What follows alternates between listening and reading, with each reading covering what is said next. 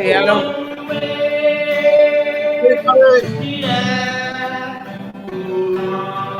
Just a second. I was buying time. I put my little promo on while I was waiting for you. Hold on. No worries. Anyways, let me take that off. Adam, welcome. I just went live, so I knew you were running late. Let me I got a welcome thing for you here. Welcome. Thank you, Sean. You see that there? And all right, everybody, this is Federal Prison Talk. Thank you for joining. I got Twitter, Facebook, and YouTube all at the same time. And we're live in Australia. You see my little background, Adam? What's that, Sean? You see my background? I'm there, man. I'm at the airport. Yeah. Yeah, I was just looking at that. It's like you're bloody here. Yeah. So guys are really. I want to welcome Adam. He's from Australia. Now, Adam's got a channel called. Well, now it's called Aussie Prison Talk. We've changed the name a couple times, but that's a good name. It tells everybody what it is. It's Australia. It's prison. It's talk. You know what I mean? That's right. And, you know what I mean? That's right, because I was just answering, just replying to some of the comments. Yeah. And because I made a short video letting everyone know that I went back to my old name, and they were telling me that is a good idea because there's so many prison channels in America, and no one had a clue that I'm from Australia and it's about prison content from Sydney, Australia. Yeah, and the way you named it Aussie Prison Talk, because when you had Aussie Talks Prison, somebody thought that was your name. Like if it said John Talks Prison or something, I could see where they might think your name's Aussie. But Aussie Prison Talk, there's no mistake. It's about Australian prisons and what's talk. I think that name's that's the one, man. The back banner on your channel. Yeah. I put a picture of the Opera House there. Oh, okay. I put a picture of the Opera House there, and it's helping already. I've already got 3 more subscribers. Nice. Okay, yeah.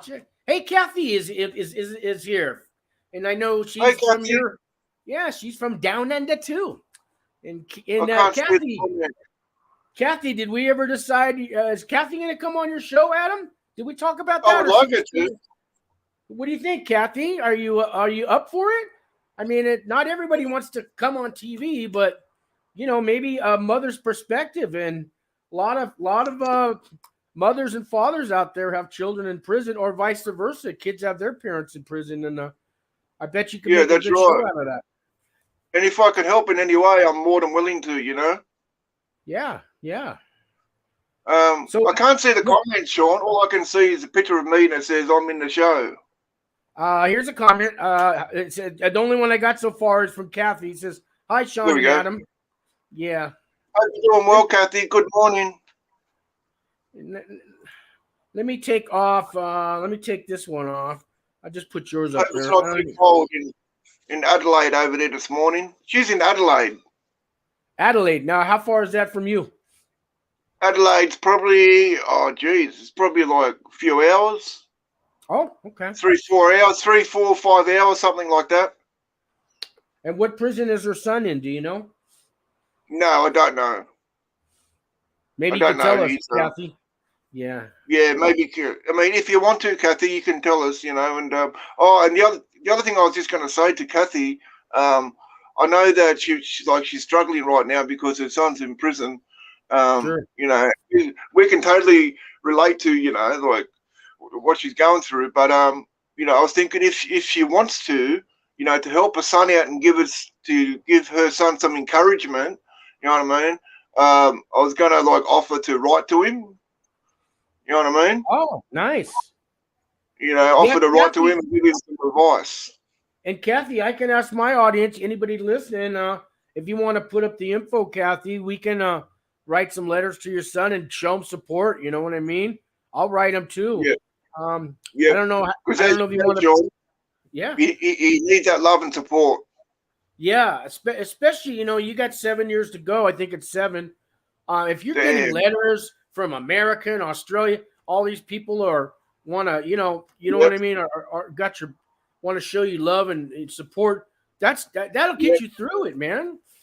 That will touch you. That will touch you right here. It will Yeah. really touch your heart. Kathy says, thanks. I will ask him. Yeah, you should ask him first. Yeah, that's probably right. Yeah. Ask him first. Well, that's Kathy, what I mean. I think Kathy, don't you get video calls with him, Kathy? I think that's what you said. We don't have that here in Sydney, Australia. I think Kathy said she does. Is that right, Kathy? You get video calls? Let us know. Yeah, I've never been to prison in Adelaide. The only state that I've been to prison to is like my own state, Sydney. Sydney. So tell me, the most expensive city in the world. Do they have federal prisons and then territory prisons? Like here we have every state has their own prison, but then the federal government has a whole nother federal. So it's just one type of prison. Yeah. You see, here in Sydney, Australia, we don't have jails and prisons like you guys do. You know what I mean? Yeah. Yes, I Zoom once a week. Oh, okay, that's cool. I just read her comment. Huh?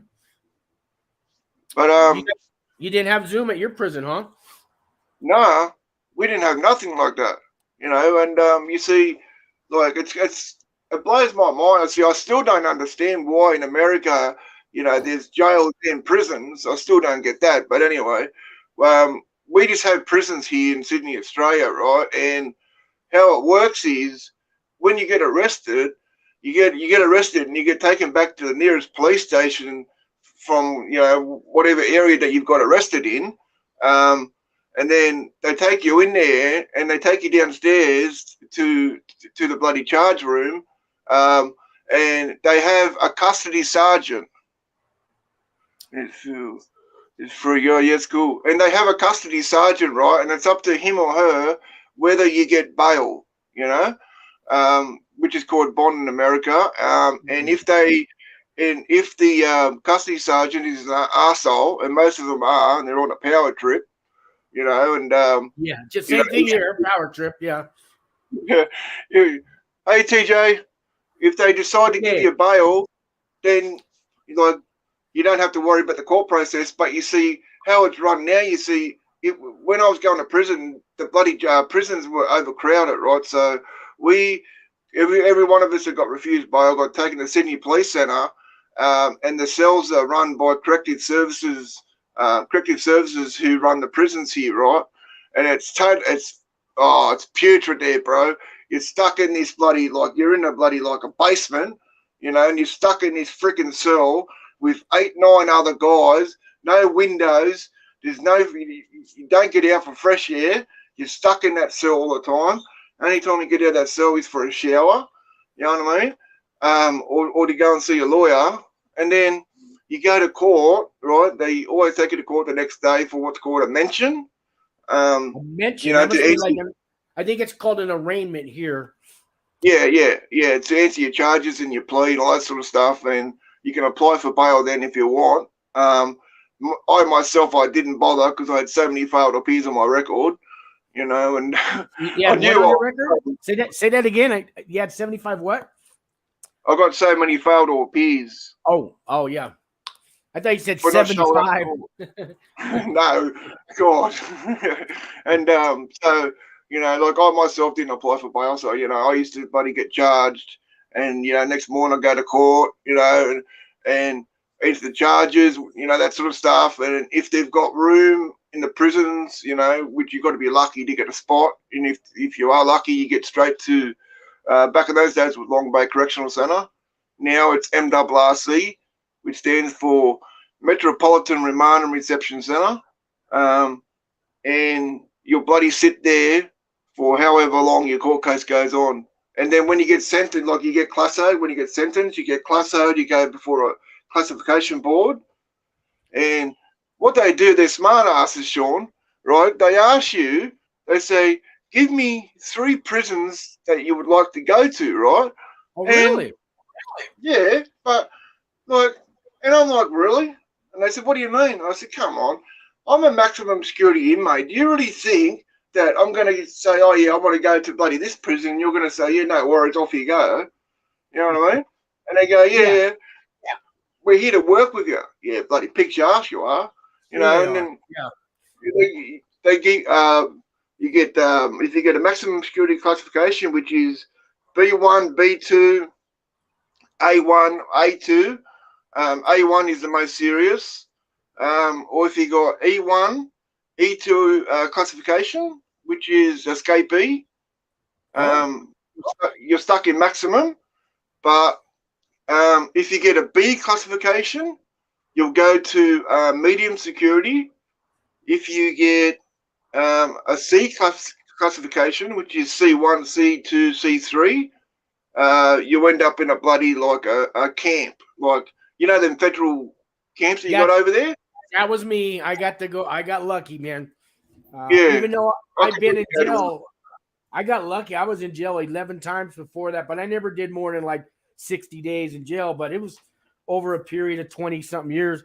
I could have went to a higher up. I got lucky. Hey, but you know what's wrong? Prison Talk with Angie is in the room, and that's another new channel. And remember, yesterday you guys changed your prison channel names. Yeah, we came up with some names for Kathy and for the guys that weren't here yesterday. We were talking about some names, giving Angie some ideas about some names to change the channel because it didn't have prison in her title and no one had a clue like mine. So yeah, that's a good name. Hope you're doing well, Angie. Prison Talk with Angie. What I was going to say, Sean, you know when I was 18 years old, I first went to prison when I was 18 years old, right? My first offence that I got charged with that sent me to prison was armed robbery with a knife. Armed robbery with a knife, right? How is that armed robbery? I thought you had to have a gun to make an armed robbery. How does a knife make it armed? No.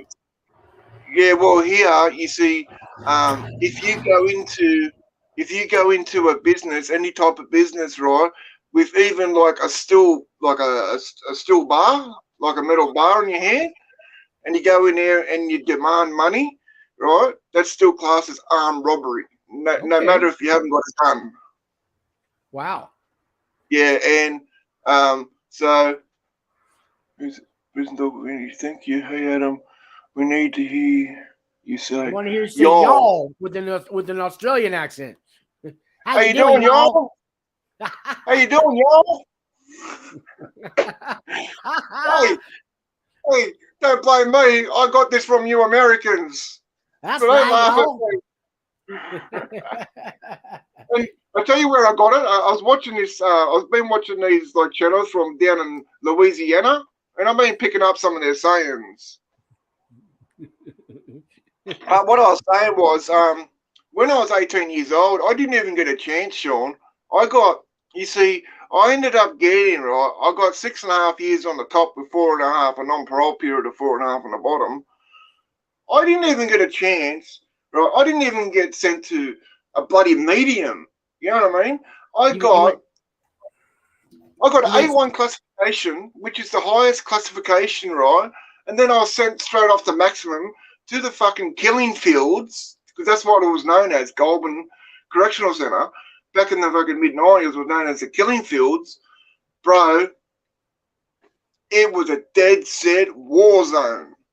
Wow. Right? As soon as I got in there, bro, within 30 minutes of me arriving in that prison, I was armed up. I had a shank and I was ready to go.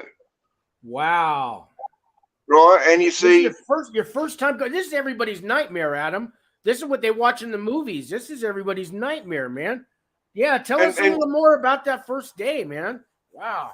People asked me, they said to me, were you scared? Right? And I said, look, I'll keep it 100 with you.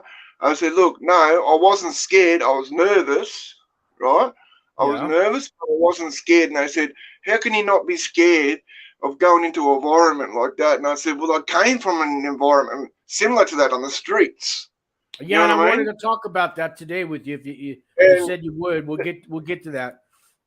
And that was, like going to the killing fields in Goulburn. That was just like a little step up, and sure. And you see, like bro, I tell you what, I was nervous. I wasn't scared, right? I wasn't scared.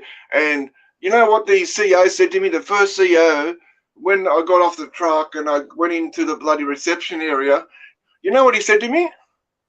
What he said? He goes, "Are you ready?"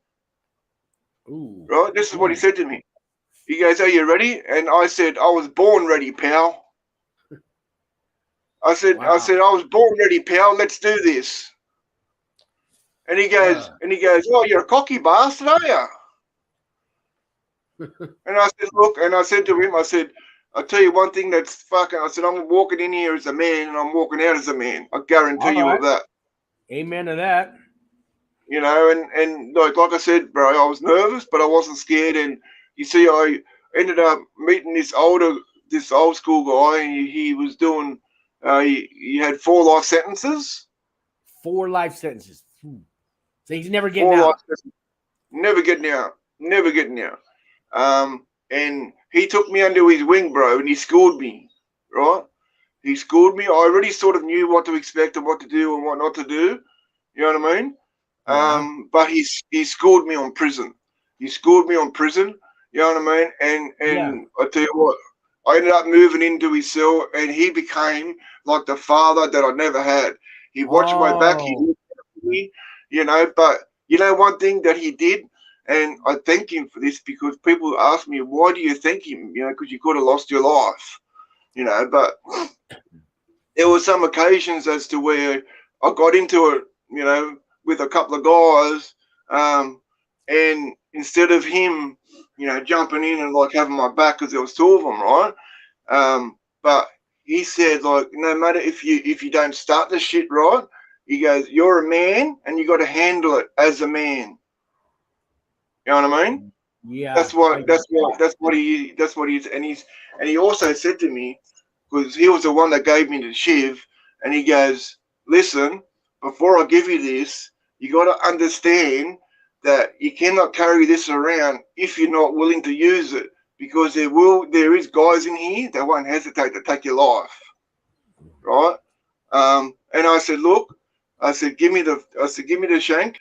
I said, "I'm ready to go." I said, "I'm ready for this. Whatever happens, happens. If I die, I die. Who cares?" Man. You know, but I handled this situation with these 2 guys, got into it. One had a shank and I had a shank. We ended up stabbing each other up. But he was standing there, but he was making sure, believe you me, if someone else went to jump in, he would have been all over him. Okay. You know, but he was the kind of guy, you know, because he's very old school, like myself. I'm old school, you know. And he's, you know, like tough love. I think it's called tough love, right? tough love, dear. That's the word I was looking for. That's what he was doing. You know, give me tough love. And I thank him for that, because if he would have took me under his wing and not let me fucking sort my own shit out, you know what I mean, that would have been all bad for me. Yeah, he wanted you to learn how to defend yourself on your own, because he may not be there the next time to help you. That kind of thing, right? Yeah. Yeah. That's right, Wow. Sean. You know, and you know, like, you know, it's bloody crazy. I mean, you know, like within probably within like an hour and a half of arriving on the compound, right? I already got into 2 fights and 1 knife fight. Did they throw you in the hole for that? And well, it's called segregation here. You know, and they cuffed me up and they threw me into bloody Segro. And I was in Segro for like about a year. A year. You know, yeah, So I was it in was there a for a year. year. So that man that was your father figure, it was a year before you saw him again? Yeah, that's right. Wow. And Do you but you remember? see, Do you remember he his saved name? my spot. What's that? Do you remember his name? Terry. His first name's Terry. Terry. Okay. Yeah, I Thank you, can use his Terry. name, Thank you, but he Terry, doesn't for want me to watching put over his last Adam. name out. What's that? I said thank you, Terry, for watching over Adam. I don't know if he'll ever hear this, but I want to put that out there. Well, I write to him all the time. Oh, great, great. I wish I can go and visit him, but they won't let me. Well, that's nice. You get to write to him, so you guys keep in touch. Yeah. I'll How put old money is on his book if I can. How old is he now? Oh, jeez. Damn, he's like in his bloody mid-60s now. Okay. He may be around a little longer then. Yeah, well, I tell you what, he might be in his 60s, Sean, but he's bloody like, he's chiseled up, like he's freaking, he looks like a beast, mate. He's a machine. He looks like he's been chiseled out of granite. You know what I mean? And he's fit, and he runs laps around these young, like 18, 19, 20 fit young guys. Oh, so he's hard, man. He's hard. Oh yeah, and he's got hands on him too. Okay. You know, but you see, I knew, Sean. You know what? I knew, like when I was 5 years old, before that shit happened to me when I was 6 years old. But I knew when I was going to be an adult, I knew that I was going to end up in prison. I just knew it. Yeah, let's maybe talk about that, because I know me and you were talking the last week or something. You ran away from home at 12 years old. And a 12-year-old just doesn't run away from home because, you know, your parents are making you do your homework.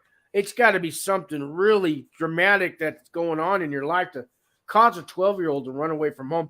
I don't know if you feel like talking about that, but we can at least maybe let them know what happened when you leave home at 12 years old. I mean, where does a 12-year-old kid go? You got no money. I don't know if you brought some extra clothes with you or what, but tell the story. Yeah. But see, what happened was when I was 6 years old, this is when my life really changed forever. When I was 6 years old, see, not only did, you know, because my mother and father were addicted to bloody heroin, and they were, you know, alcoholics too, and they're always in and out of prison, you know what I mean? And they used to not only like always bash us kids, but one day when I was 6 years old, my parents were bloody passed out in the bedroom asleep, and my father's best mate was there, right? And all I remember, he went in the kitchen and he got me a glass of milk, right? He got me a glass of milk, and I drank the milk, like, and just before, like, I finished the milk, I was starting to feel a bit lightheaded. You know what I mean? I started to feel a bit lightheaded, and I started to feel a bit weak, and I you know, couldn't understand what was happening. You know, and that's all I remember. And when I woke up, I was naked on the bloody lounge room floor with him on top of me. Man. And I was screaming for my father. I was screaming for my father to come and help me, but yeah, it never did. It's all right, Adam. It's okay. We feel for you, Adam, man. Feel for you, man. I told you when I was 5 years old in my kindergarten class, the teacher's aide would come and pull me in the bathroom, and they molested me. They did it to other kids. So I've been where you're at, man. And I even ran away from home, but I couldn't stay. I came back, but I couldn't tell my parents what happened to me. To this day, they don't know, and they're dead now. See, not only did it, you know, like I used to think, you know, like, I don't know why, and people, like, they said to me, "Don't blame yourself. It's not your fault." And no, you're 6 years old, man. A 6-year-old child, you cannot. It's not your fault when you're 6-year-old. No matter what, it's not your fault, man. I told my father, and he said, "Fuck off, you little bastard." You know, didn't believe me. So, you know, things went fucking downhill for me. And see, every time after that, every single time that pewter cunt used to come over, I used to go in my bedroom and jump out the fucking bedroom window and take off. Every time he came there, you know. Yeah, and the beatings got worse and worse and worse. And when I hit 12 years old, I said to myself, I can't take this anymore. I thought to myself, I've got two options. I can leave here now, and look after myself and just do the best I can, or, you know, and I had the rope in my hand. I was looking at the rope and I was thinking, well, should I just hang myself? You know, and yeah, and I've had those feelings too, man. Yeah, I had the rope in my hand. I even made the noose, made the news, got it all ready, you know, and I was really seriously, you know, contemplating taking my life. Sure. You know, and I don't know, I still can't explain it to this day, but I don't know, it was like someone punched me in the face. You know, like all of a sudden I just had this big hit, something hit me and I woke up. And then I said, no, fuck this, and I threw the rope and I jumped out the window. I didn't even take no clothes, no nothing, just had the clothes on my back. You know, and I walked to the bloody local train station, which was Liverpool train station. I jumped the train, which means I didn't, you know, had no money, obviously, to buy a ticket. Right. Yeah. And Yeah. quality jumping the train. So I jumped the train from Liverpool, went into the city, and I got off at Central Station, and I was first walking around the city, and then I ended up in bloody King's Cross. You know Yeah. what I Tell mean? me, King's Cross. I've heard about that place. That's a pretty bad part of town, right? Yeah, King's Cross. You know, it's these days. I mean, it's not as bad because they've cleaned it up. They've cleaned that place a lot. Thank you, Kathy. And another one here for you, Adam from Leisha. I'm so sorry what happened. Thank you very much, Leisha. I appreciate Thank you, that, darling. Leisha. You see, in back in those days, when you know King's Cross was very, very notorious, you know what I mean, and it was run by drug lords. It was run by drug lords, and Billy Bayer. Billy Bayer, he was a drug lord at the time. What happened? Did you spill your drink? Yeah, I spilled my watermelon thing. Oh well, get it another time. Billy Bayer, this drug lord, freaking, you know, he was running the cross, you know, and you know what? Back in those days, you know, like the main street of King's Cross, which is Darlinghurst Road, but it's called the Golden Mile. And you know what was crazy? The cops were on the payroll. This is why they didn't do nothing. On each side of the street, of the main street, right? You got two lines. You got two lines going down like this of Tongans standing there, right? There's like probably about 50, 60 of them on each side selling cocaine. I know what Tongans are. We got them here. We got Samoans and Tongans, and I went to school with a lot of them, and I know, and they're big guys. Yeah, and they were selling the cocaine there. But you see what happened? You see, when I got to the cross, I ended up, you know, meeting these two guys who were like on the streets. They were on their streets themselves. And they said, like, what are you doing here? You know, and I told them the situation, you know, I ran away from home. I didn't tell them what happened to me, but I just said, look, you know, I was tired of the beatings and all that sort of shit. I couldn't take it no more, so I ran away, and here I am. You know? This is the first time you've ever told anyone what happened to you, and you're telling these guys, right? That's right. You know, and they were like not surprised because I'm sure they've fucking probably heard it all before, you know. Yeah. You know, so they said because they were staying in this like abandoned warehouse, you know, they were squatting in there. And they said, look, you're more than welcome to come and stay with us, you know what I mean? And like, and those two were the only two that I met at that time. But when we went back to the bloody squat, the warehouse, it was like 10 other people there, you know, guys, you know, girls and all that sort of shit there, drinking and taking drugs and, you know, having a good time. Was there any kids your age living there, or were you the youngest? Any what? Any kids your age there? No, I was the youngest. The youngest, the second youngest besides myself was this girl who was, I think, 18. You know, and they turned around and they said to me, they offered, they pulled out this like foil, right? They pulled out this foil, and I thought it was pot. What's that? It hurts my heart, she says. Thanks, Angie. They pulled out this foil, and I thought it was marijuana because back in those days, when we used to, not like now, it comes in a satchel bag, but the pot used to come in foil, right? And that's what I first thought it was, you know. And he goes, you want some of this? And, you know, I've gone, yeah, because I thought it was freaking pot. And he's opened up, he's gone, look, it's heroin, you know. And I knew what heroin was, obviously, because of my parents. my so-called fucking parents. I don't like saying that word. You know, and he offered me some heroin. And he goes, "You want some?" You know, and like I didn't know how to do myself. You know, and they poured the needles out and they fucking mixed it up. You know, and like, bro, I don't know if you can see it. Let me try and do this. Can you see them scars? Yes, I can. Yeah. See the scars? So you're scarred for life. Wow. Track marks? Yeah.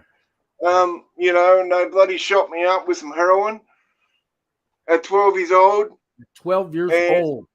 Oh, man. That one hit of heroin that I had, Sean, people, my life was over. My life was already over at that point, but my life was totally over, you know, when I had that shot of heroin. And, you know, and of course, nothing is for free in this world. Yeah, You know there's what I a mean? price. There's a price that comes with that. And you know that people say when somebody gives you drugs, the first one's free. It's never free. There's that price, man. That's right. That's right. Nothing's ever free, you know. And you know, one thing that was really worrying me, bro. One thing that was really worrying me, and I was starting to like not scared, not get scared. I wasn't scared, right? But I was just getting nervous because I was thinking to myself, "Oh fuck, you know, it's not going to happen again, is it?" You know, when I was 6 years old, you know, I thought, "Oh, it's not going to happen again, is it?" Fuck, I can't. And believe you me, Sean, I'm telling you, if they tried something like that, I guarantee you, I would have took one or both of their lives, right? And either I'll be sitting in prison now doing life or 6 foot under. You know, because I wasn't gonna let that happen again. Right. Hey, Marlene, hi, Marlene. Yeah. Sorry, my dear, I love you. Your story always makes me cry. You've got a horrible life story each time. Here in my heart. Oh, thank you, Marlene. That's what this Marlene I was talking about. Yeah, Marlene is a good woman. She's a good woman. She's such a great, lovely woman. We love you over here, man. We got nothing but love for you, man. You know. That's Marlene who I was telling you that. That's the one who I was telling you that adopted me. She's adopted me. Yeah. Right. That's Marlene. She's Marlene subscribed to my channel and Harvey's channel. Yeah. You know, that's but great, man. And you see what happened was, you know, and when they said to me like, you know, you're gonna have to go and you're gonna have to do something, you know, for the heroin that they give me, and you see, I was already ready and prepared because on the way to, like, when I was walking through the city, you know, and before I ended up in King's Cross, I saw this bottle, like a beer bottle. It was probably about that big, and I smashed it, right, and then I got a nice piece of it and I sharpened it up so it was like a nice bloody knife. And I had that on me just ready to go, you know, just in case, because I wasn't going to let something like that happen to me again. Yeah. You know, and so, you know, they turned around and said to me, "We want you to go and do some houses," right? And I'm like, "What do you mean you want me to go and do some houses? What the hell is that supposed to fucking mean?" I think it means rob the houses, right? Yeah. And he goes, and then it's 2 o'clock in the morning, right? They had to wait till 2 o'clock in the morning because that's, you know, when they like to go and do the burglaries. And apparently they knew of this person, you know, that always had a lot of money in the house and a lot of bloody jewelry and drugs. You know what I mean? So they've given me a bloody screwdriver. They give me a screwdriver and they've, you know, bloody showed me where the house was. And they told me, you know, what to get and where everything was. And but you see, I was smart, Sean. I was smart. They thought that I was just some dumb 12-year-old kid, right? Right. Hi, Angie. I was saying hi, Angie. They thought I was some dumb, you know, 12-year-old kid that doesn't know shit. But what I was doing, the drugs, when I got some of the drugs and the money, I got some of the drugs, put that down my pants, and then the rest in the bag, right? And then, Yeah, with the money, I'll get some of the money, put some of the money down my pants, and then in the bag. You know what I mean? And I don't. They thought I was fucking stupid. You know what I Yeah, mean? because they weren't going to give you anything, maybe a little something, but they weren't. Yeah, I get you. Yeah, and so so I've gone into this freaking house. I've gone in this freaking house and burglarized this house, and I've got all this fucking shit, right? And you see, but I made sure before I walked out, you see what I did. I flattened everything out and I moved it all around, like the side and the back of my undies, right? So there was no bulge or nothing. Oh, so they can't see a lump. Yeah. Yeah. See, I wasn't some dumb bloody 12-year-old kid, I used my brain, and I've given the bag. And I said, look, there's the bloody shit, right? And I turned around and said to him, I said, where's my reward? Where's my shot? Yeah, where's my cut? Yeah. And little did I know, I already had heaps of my own, but they gave you a nice rock, which would have been these days $100 worth of heroin. And you see, you know what? It only took me after that first shot that I had, and they shot me up for the next couple of times, but I used to watch him. I used to watch him shoot himself up, and then that's how I got to know to shoot myself up. And then I ended up like watching them and learn how to shoot myself up with heroin. And that's that was smart, Adam. Yeah, he says that was smart. Thank you, Angie. So I ended up like being addicted to bloody heroin. Shooting it up myself. I learned how to do that by watching people. Yeah. And then I started to get really, really deep into the street life. So you never went to school. See, Sean, I went when I was these guys weren't going to send. These guys weren't going to send you to school, were they? No way, no. Where the area that I was living in, called in Liverpool, called Busby, it's a suburb there, right? My parents, so-called parents, had an attempt to put me in school. You know what I mean? But I never used to see what I used to do when they dropped me off at the gate, right? I used to walk in the front gate and walk out the back gate. You know what I mean? And walk at the back gate. You said it's called Liverpool, but this isn't the Liverpool in England. This is Liverpool in Australia, right? Liverpool here in Sydney, Australia. Sydney, Australia. Okay, I just want people to hear that. Okay. Because you see, I was born in Darlinghurst, right, which is a suburb of Sydney. And Darlinghurst, how crazy is this? You got Darlinghurst here, King's Cross right there.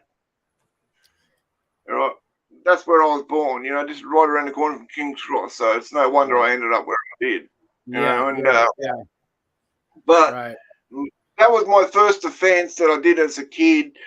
Touch wood. Nothing's ever come back from that one. But the first thing that I got, like busted for by the cops, was stealing a car. How old were you then when you stole the car? I was 14. So how'd you learn how to drive a car? I had to figure it out as I went along. Okay. And which is not smart, is it, Sean? No, that's not the way to learn. As you're stealing the car, you learn to drive too. It's probably not the way to do it. But you see, one thing about me, Sean, I've always been a quick learner. I pick things up really, really quickly and easily. You know what I mean? And I get the hang of things very quickly. And this was an automatic. This car was an automatic. It was, it was an older Kingswood, right? It was an older Holden Kingswood. It was an older one. And you see, back in the days, I don't know if you know what I'm talking about, but they had them butterfly ignitions. I think I do. Do you know what? Well, no, I don't. The butterfly. I'm proud of Adam. Sean, he stayed away from heroin. It's a big plus in my book. My son's drug of choice was that. We'll see in 5 months. Here we go. Oh, thank you so much, Marlene. I love you so much. Thank you. I feel like calling your mum, but I can't do that. Yes, you had to, Adam. You on the street, yeah. Thank you, Marlene. I appreciate you, fam. But these butterfly ignitions, right? These butterfly ignitions, and you see, the reason why they call it a butterfly ignition is because the ends of the ignition sort of looks like butterfly wings. Okay. And you can start the freaking thing up without the key, Sean. Without the key. Wow. Without the key, with these butterfly ignitions. Like, for example, Sean, or anyone that's watching in the chat, if you've got Google on your phone or whatever, go and Google, right, butterfly ignition, and then you'll see that. You can start, you'll see what they look like, and you can just turn it, and you don't need a key. Wow. Yes, you call me Mum. Oh, thank you, Marlene. Thank you, Mum. Thanks, Mum. Right. You know what? You know what I said to Marlene, and this is true. If I had Marlene as my mum when I was a kid, I know I would have been okay.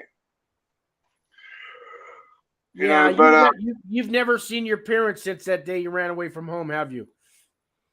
I don't even know if they're alive. Frankly, I don't care.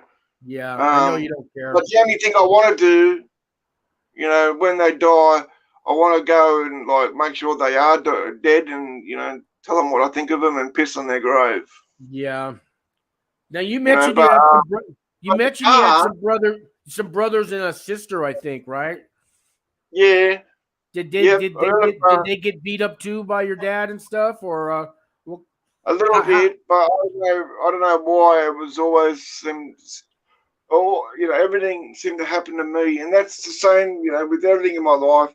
I don't know whether I'm just a fucking arsehole or a cunt, or I'm just meant to suffer. But things always used to happen to me.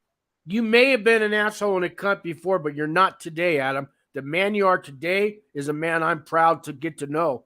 So just remember that. That might have been your past, but that's not you today, man. I do struggle with a lot of things, but I am trying very hard. I know you are. Very hard. No matter how hard things get for me, Sean, one thing I'm not doing, I refuse to go back to that life. It's not happening. Right. None of us want to see you go back to that life, Adam. Adam, do you have any kind of... When I was 14, was still in the car. I was still in the car. And you see what happened? Do you know column? The column shift? Yeah. The gears on the bloody column, right? Well, this automatic had the column shift automatic, and I looked at it and I seen D. There was D there, and I'm thinking to myself, well, D. That means drive, And, okay. I put the freaking thing in drive, and then I took the handbrake off, and then I put my fucking foot too hard on the accelerator, right, and bloody boom. Yeah, that's what happens when you're first learning how to drive. Yeah, you don't know the power of it. It's taking off, right, and I'm there like this, right. I'm a 14-year-old kid, and I'm like this. I'm trying to keep control. You can't even see over the dashboard, right? You can't even see the road, can you? Well, I could just barely see over the steering wheel. You know what I mean? Yeah. And you see, but within not even a minute, I got the hang of it very quickly. But you see, how I got caught? I went through a bloody stop sign. Oh yeah, you didn't know the rules of the road. Probably didn't know how to use the brake right. I knew that you meant to stop at the stop sign, but because I sort of looked to the left, quickly looked to the left and looked to the right, didn't see any cars coming, and I thought I could beat it right before any cars come. So I floored it, and I've gone straight through the stop sign, and then probably about 10 seconds after going through the stop sign, I hear the freaking sirens. I look in the mirror, and there's freaking, the bloody red and blue lights and flashing. Yeah. And then did you pull over, or did you know how to pull over? No, I knew how to pull over, but I didn't. I took off. I went out even faster. And I took off. I was going through red lights. Give way signs, you name it. I was going through it. Wow. What I ended up doing was I came across I was in a rural area, a lot of farms. Yeah. Sean, I think Adam took front of it yesterday. Oh, thank you, Mum. And it was like, it's like a rural area. So, and I saw this, like, you know, in America, how you got them big, massive barns. Yeah, yeah, we have those. Yeah, well, there's one of them, and so I've gone flying fucking through the fence, straight for the fence, right? And I've got this barbed wire fence wrapped around the bloody tires and shit, you know, making a hell of a racket. And I pull into the freaking barn quickly, you know, and then I jump out and I ran. But you know how they got me? How'd they get you? The bloody canine, the bloody dog. Oh. He bloody, you know, because they ended up finding me when I was hiding in the bushes, you know, and because the dog bloody tracked me down. And then as soon as I saw him get closer, I took off, started running, and then he let the bloody dog go because he yelled out, "Stop, stop, I'm going to release the dog." But, you know, I didn't. I kept on running. And the freaking dog, you know, instead of going for my leg, he bit me straight on the side, like on my side here. Damn. That's how I got caught. Wow. You know, Adam, I wanted to ask you about your brothers and sisters. You know, I asked you once before if you ever thought about finding them, and you said you didn't really want to. But I mentioned that. How do you know they haven't been looking for you their whole life? You know what I mean? Would you ever give them a chance if they looked you up and found you? Would you? I don't think so. Would you hear them out anyways? Would you let them? Would you hear them out? Mean, yeah, I would like. I'll be curious as to what they've got to say for themselves, right? But you know what? There's a lot of avenues, Sean, and you see, the sister I told you about that, you know, used heroin herself and went to prison. Yeah, right. Well, she was in contact with him, right? And she knew that I was in that life, in the street life, in and out of prison and all that sort of stuff, right? And I know for a fact she would have told him, right? Now, why didn't they, right? Why didn't they ring up? Because all they got to do is ring up one prison, give my name, date of birth, rah. Yeah, send you a letter, write you a letter, something, yeah. Yeah. No. Do you remember their names? Do you remember your brothers and sisters' names? My brother's name's Jason, and my sisters are Amanda, Lisa, and Shirley. I've got a stepbrother and a stepsister, but I don't really know them. I've only met them a couple of times. Yeah. Did they all have the same last name as you? My brother and my sisters have the same last name as me. The stepbrother and stepsister have the other guy's name. Well, I'd sure like for one day for you to get reunited with one of your brothers or sisters. If they still love, you know, I think they probably love you, Adam, and they probably feel so bad. They got to feel bad that they couldn't help you and they let all this happen. They may blame themselves, Adam, and that's maybe why they don't look you up. They might be blaming themselves. You never know. No one what they like, John. Knowing what they like.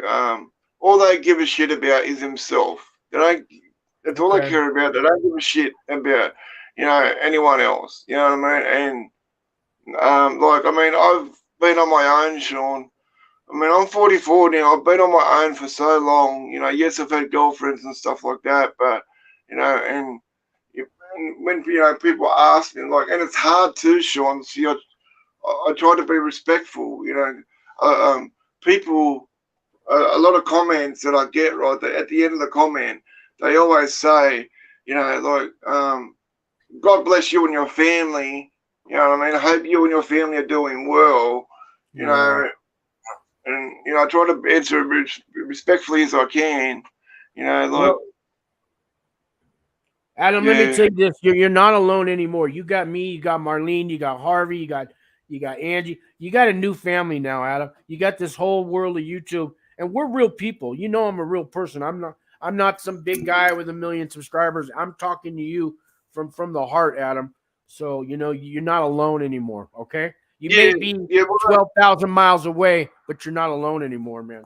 That's right, you know, and I was thinking of the same thing, I was thinking to myself yesterday, look, you've been on your own for so long, but not anymore, because now, not only do I have the ATP, well, now it's called the APT fam, now I've got the APT fam. You know, I've got Federal Prison Talk family. You know, you and Federal Prison Talk people, the subscribers, Harvey's channel, Life from Prison.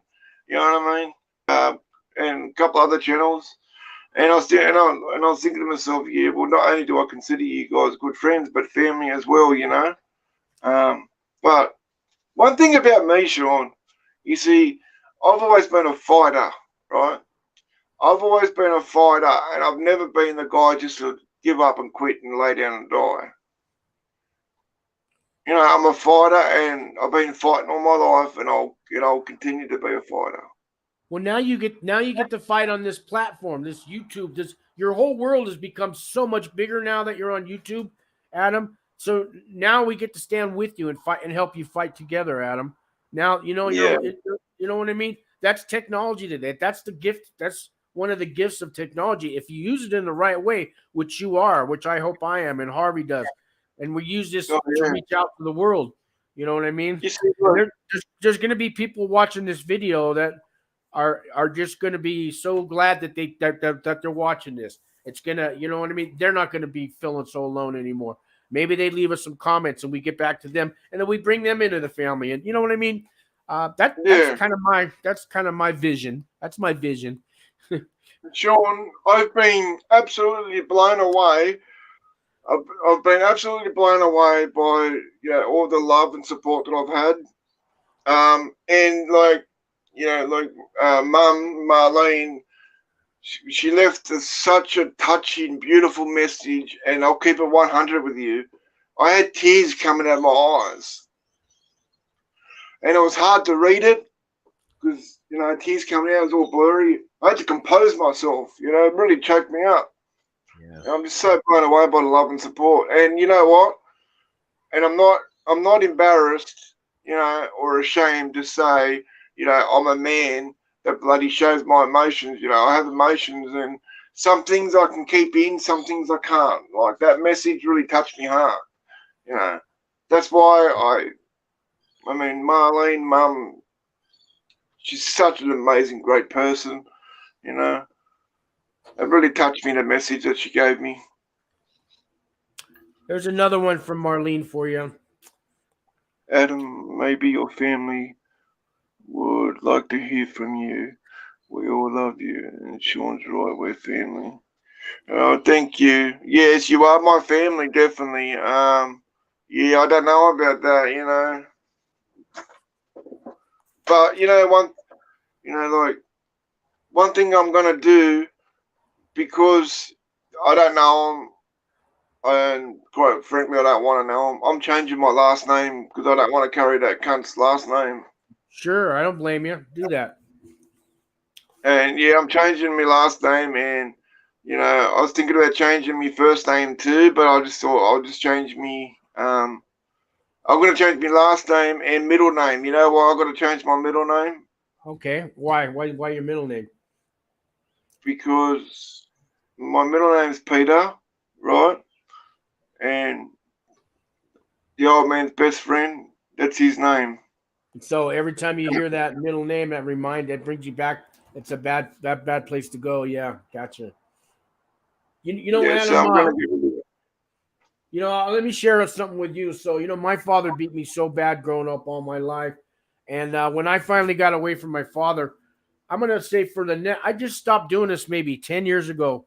I stopped doing it when I got to prison. But whenever I did something wrong, my father used to really beat me. He would pull me out of the bed while I'm sleeping and throw me against the wall. There was nowhere to hide, So when I got older and I did something wrong and there was nobody around to punish me, I would punish myself because I thought that's what my dad would like. I would bang my head against the wall until blood came out.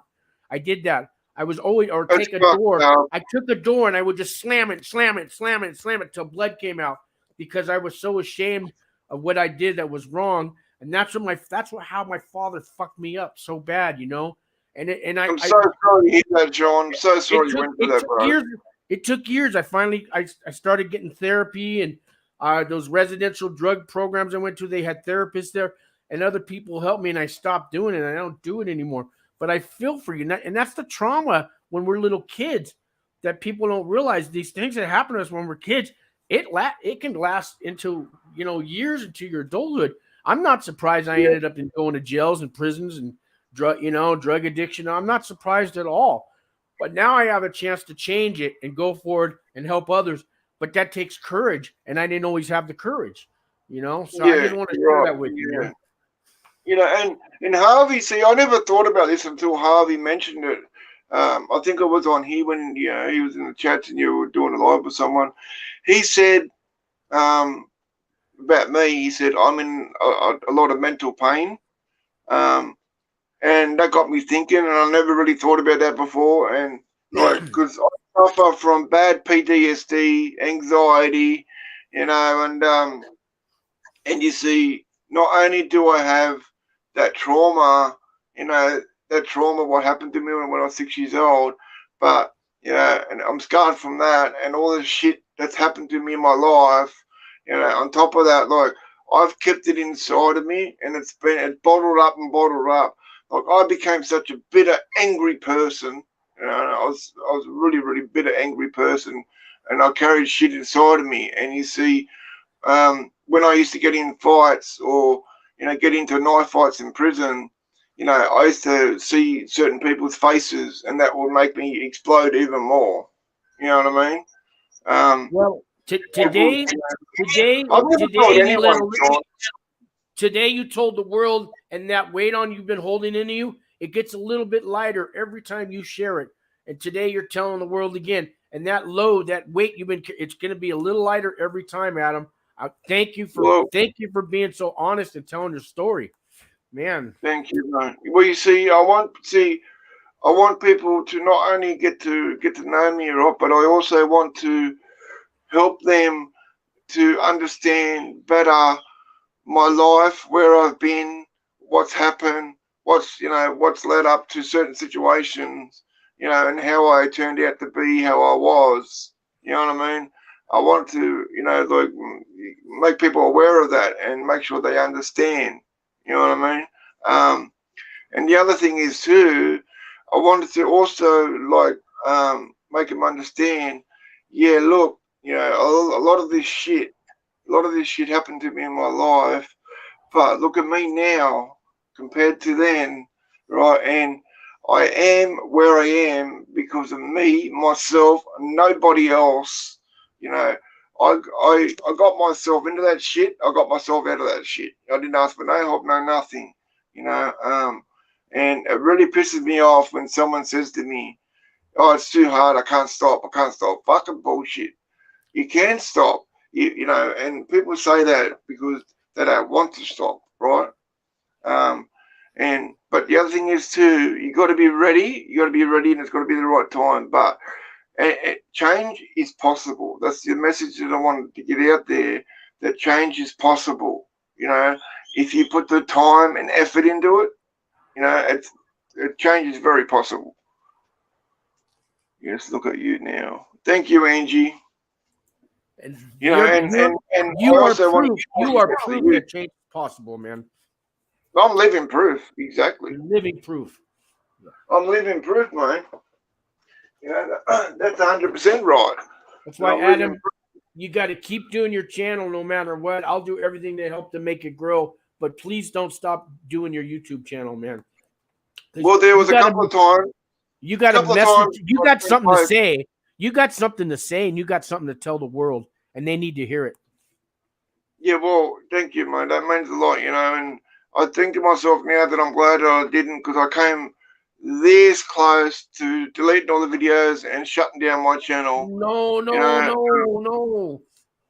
You know, because I was thinking to myself, you know, because, you know, people, yes, change is possible. God bless you. Oh, thank you. Because, you know, I used to think to myself, you know, and you see, people used to tell me stuff, and then that'll get in my head, you know what I mean? I'll be thinking about that, you know, and because they'll be saying to me, oh, look, you're in Sydney, Australia, right? You're in Sydney, Australia, you know, you spent the last 17, almost 18 years of your life in and out of prison, but, you know, nobody really cares about it. They're more interested in what happens, like, in prisons in America. You know what I mean? And they say, What's that? Yeah, that's bullshit. That guy's got his own problems. He's taking them out on you. Don't listen to And people like that, Adam. And they turned around and said to me, they said, look, they said, there's, because now there's so many. No, don't shut it down. The world needs you and your story. Thank you, Angie. No, I'm going to keep grinding out. Don't worry about that. But he turned around, and him and a couple other people said, look, there's so many YouTube prison channels, right, in America, right? Do you think that, that you're going to get people to listen to you? I do. I do. I think you would. I think you are. And I said, and then I got to thinking about that, and I got into my head, and then, my views and my subs were going up, my views were going up. All of a sudden, they were plummeting. Right, they were plummeting, doing really bad, and that was starting to play on my mind. I was getting so close to bloody to delete my channel, and the reason why I didn't is because I had all the APT fam, right? It used to be called the what was it? ATP fam, but now it's APT fam. I've got to get used to saying that. They were encouraging me. Mum, Janice, Harvey, a lot of people were encouraging me. No, don't give up. Don't shut down this channel. Keep going. Yeah, no matter what. Don't give up no matter what, Adam. And I'm doing well. I mean, like I said, I've got 87 subscribers now. You'll be at 100 really quick. Yeah, you'll get there, man. You're already there. I'm starting to, I'm not totally 100%. I'm comfortable, but not as comfortable as I want to be on camera. But I am sort of coming out of my shell, and I'm getting used to being in front of the camera. Because, like I said to you before, I'm used to hiding from the freaking thing. Sure. So yes. So you're going through a transition. That's all, and you're coming out. You're coming out a winner, man. Hey, you talked about those other prison channels, the all over America and stuff. But let's maybe talk about some of those prison channels, because me and a lot of those guys do not have a positive channel. They want to show you. They want to tell you the stories about making pruno and a shank, and they just want to tell war. They want to tell war stories, and maybe that's what some people want to hear, but we don't see. And in my eyes, that's glorifying shit. Yes. Yeah. We don't do that. We don't get on here saying, this is how you make fucking wine. This is how you make a shank. You know what I mean? And they're always talking about, I stabbed this person up. I stabbed this person up. You know what I mean? I made this bloody amount of wine, this, that, and the other. And I'm thinking to myself, this dude is either fucking faking it, right? This is all for clout and views and the cash, and it really makes me laugh because they, if they think that they're not going to be found out, well, they're very, very sadly mistaken, because YouTube is a worldwide platform. And there will be someone that sees you and go, hang on a minute, he didn't do this, he didn't that. And there's so much, and the other thing I don't understand, people, instead of focusing on negativity and getting on the channel every day, calling out this guy and this guy and this guy. Thug life, all that stuff. Yeah. Oh, it's ridiculous. Instead of focusing on all that sort of bullshit and negativity, why not focus on sending out, first focus on being a positive person, right? And sending out a positive message. You know what I mean? And making people understand that prison is not the place to be, and it ain't no game, and you're better off staying out here, get a good education, living a good life. Right. Yeah. It just really pisses me off. I wouldn't want anybody to go through what me and you went through. And I didn't have it half as bad as you had. You had it twice as bad, 3 times as bad as my prison experience, 5 times as bad. But I wouldn't want anybody to go through anything that me or you did. And you came. Right. Today you're a winner, Adam. You're a winner today. So remember, you look yourself in the mirror next time you're in the bathroom, and you tell yourself you're a winner. Sean said you're a winner. Remember that. Thank you, bro. It means a lot, But I tried my best to get a positive message out there and that, and the way I look at trolls now. I thank them. You know why? Because that helps my analytics, right? You know, and that helps my analytics, you know what I mean? And you see, and I've got a view, like, you know, that helps my views, and it bloody, you know what I mean? It helps my watch hours, and, you know, I'm like, yeah, I salute you. Thank you. You've helped me analytics. Thumbs up. I check them out. I watch them all the time. Look at it all the time. Every day I check. I mean, it's, you know, I want to see results. I want to see what, you know, what people are thinking of me or whatever. I try to answer every comment, and I know you do too, and that's very important. I answer every comment. Yep, always. Yeah. Yep. You know, because I mean, because I just want them to know, right, that, you know, I'm not just a person that you see on bloody YouTube. You know, like, I want them to know that they can, like, you know, comment, send me a message, and I want them to know that I will reply to them. You know, I will reply to them and answer any questions or whatever, you know, because there's a lot of YouTubers that couldn't give a fuck about their subscribers and don't answer any bloody comments. And right. I don't, like I told you about before, that, yeah, and they're forgetting they wouldn't be where they are now without, you know, their bloody 600 plus or 1,000 subscribers. Yeah. I don't watch all those big channels. I really have no interest in them. At first I checked them out and I was a little curious, but I saw what they really were, these people. I see right through them now. I don't watch their stuff anymore. It's not gonna, you know, it doesn't make my day any better by watching these guys. You know what I mean? I'm trying to do good things in my life now, and I don't need to go where those guys go with their channels. And but you know, that's right. Exactly. You know, but you know, I mean, I just don't get it, and it seems to me like there's only one thing, like, and I'm talking about, you know, YouTubers that have at least 300,000 or more subscribers. You know, it seems to me there's only one thing they care about. As long as they're getting that bloody paycheck from YouTube every month, they couldn't give a shit about anything else. Yeah, I heard once you get about 100,000 subscribers, you start making about $5,000 a month, give it on the commercials. And the more you get, some of these guys are getting 25 grand a month. But they forgot where they came from. They could care less about their subscribers, their comments, I mean, they don't, you know, they're just, and I don't ever want that to happen to me, you know. If I have to pay a moderator to answer my comments or something like that, if I ever got that big, I would get some friends. I would get some help with some friends of mine, and we would answer them together or something. Because, you know, I can't answer 100,000 people a day. That's kind of impossible. But I would get help and do it. Those people are very important. That's what made your show, you know. That's right. You know, and speaking of moderator, I made Harvey a mod of my channel. Oh. And Zach from Life in Prison, I've made him a moderator. I want to get a couple of people. I want to ask you if you want to be a moderator. And I want to ask, there's another person I want to ask. Yeah, I would be honored. Hey, I went to the one guy's channel, Doing Time. How's it go? I left him a nice comment and said, I'd love to have you on my show or vice versa. Anything I could do to promote your channel. But he never wrote me back, and he's only got like 10 videos out. What's it, Doing Time? It was somebody you recommended. I don't know, but Doing Time with Big Greedy. Yeah, he didn't get. I don't know. Maybe he doesn't like me. He might have looked at my channel. No. It's, you know, because, you know, at the moment, he's going through some health issues. Okay.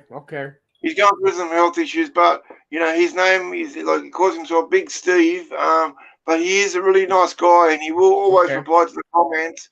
And that's why I say he's got health issues going on for right now. That's why he's not, you know, but that's why he hasn't commented. But I'll let him know. It's been about a week now since I left that. That was a week ago I left him that message. Okay.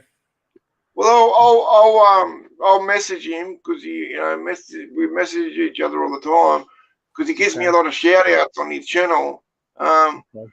And I'll let him know. I'll say, look, Sean from Federal Prison Talk messaged you about a week ago, and he hasn't got no response from you.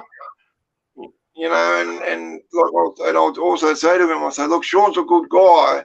You know, he's a good guy. He's got this channel called Federal Prison Talk. You know, he has good content, and he would love to have you on his show.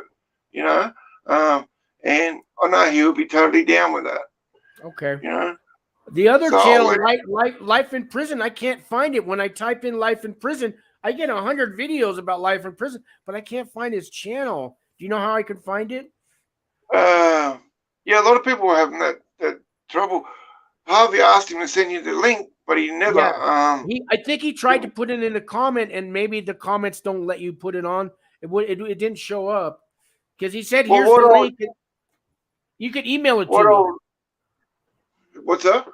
Maybe you could email it to me. Email me one of his video links or something, and I can get it that way.